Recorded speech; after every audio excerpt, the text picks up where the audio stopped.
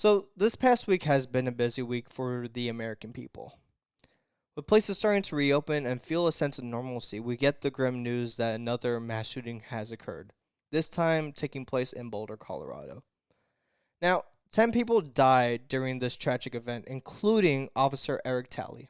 Of course, rather than taking the time to mourn these lost lives, the media took no time at all to use this tragic event and use it to politicize gun restrictions. Now, this was brought up during the first press conference that Joe Biden has had since being sworn in as president. The conversation on Biden's plan to ban assault rifles was just one of his many talking points during this press conference. But what he, along with other American people, still fail to realize is that these gun restrictions that he wants to impose is only disarming law-abiding citizens. Because last time I checked, criminals don't follow the law.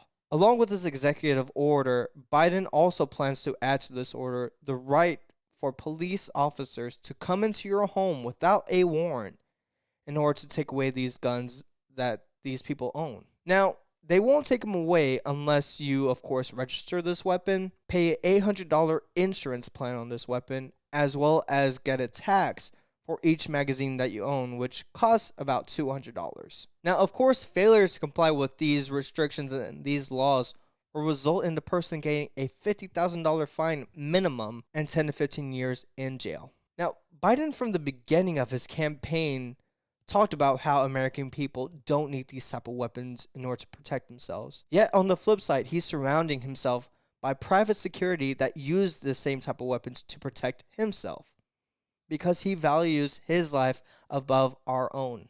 Also, something that was mentioned during the press conference was the crisis at the border that we have been dealing with since Biden has taken office. Now, this all started whenever he stopped construction at the border wall and allowed illegal immigrants to freely come into the country, of course spreading COVID-19, because no one's testing them for the strain, no one's testing them for anything.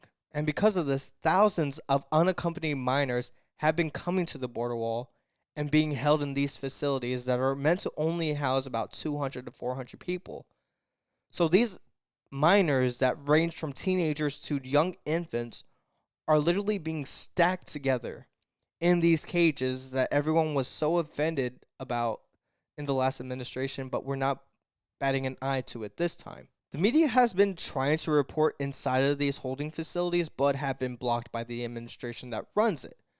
And when asked if the media would eventually be allowed to report on these facilities, Biden said not now, but in the future he does plan on having the media come in to show the American people the living situations of these illegal immigrants. But with an administration that talks about truth and transparency, we saw none of that during this press conference. The press conference, in my opinion, only showed how unfit Joe Biden has been to be president since he's been elected in. Regardless of him having an actual cheat sheet that had the questions that will be asked to him, as well as his written response, he still stumbled to answer any of these questions, and when left frustrated, was just blaming the last administration for all of his failures. And he even called upon only left-leaning media sources, the same sources that are still trying to defend his actions that he has been taking. And he still stumbled with them.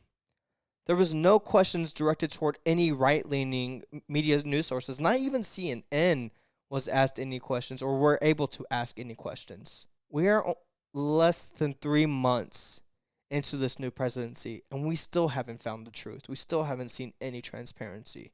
And what's worse is that we're being misdirected by stories of COVID-19 and racial injustice, that we're not seeing what's going on in the White House, the orders that he's signing, the lives that he is changing by not going through the Senate, not going through the House for these bills he wants to impose, just going straight through them and signing executive orders that do harm to American people's lives. And the thing is, we have to really ask ourselves when enough is enough. We have to ask ourselves, when do we say we're going to stop being fed lies through mainstream media that want to paint this narrative that doesn't actually exist? Because right now, history is repeating itself. And if we don't find this out soon, then it's going to be too late. The way you get total control over people is by first disarming them and then taking away their voice and their ability to think for themselves. That is why it's so important to have conversations right now that we have the ability to do so. And again, I urge all of you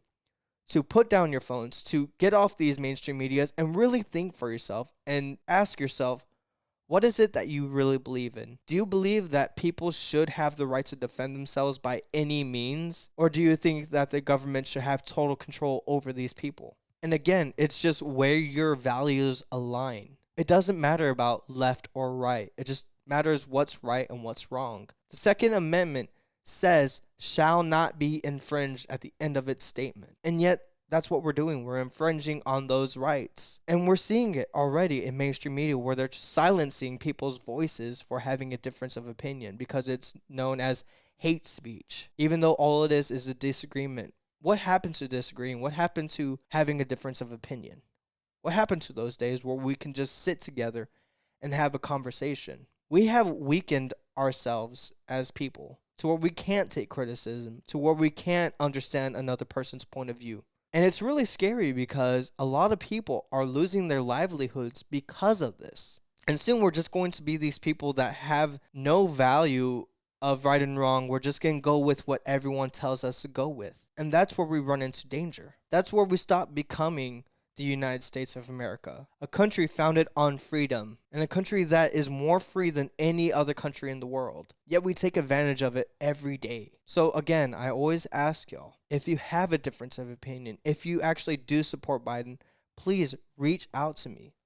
I want to understand your side of things. I want to understand how I'm wrong and you're right. And again, it's never going to be a debate. It's always going to be conversation. And the thing is, we have to ask each other these tough questions. Why do you support this? Why don't you support this? Because that's how we grow as people, is asking these questions. But anyway, that's enough for today. If you do like this, please make sure that you subscribe to our channel.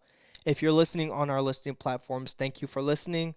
If not, if you're on YouTube, make sure you check us out also on Anchor, Spotify, Google Podcasts, all the listening networks. You'll be able to find CoffeeTime Podcast. And as usual, just keep these conversations going, keep an open mind, and really start thinking for yourselves. And I'll see y'all in the next one.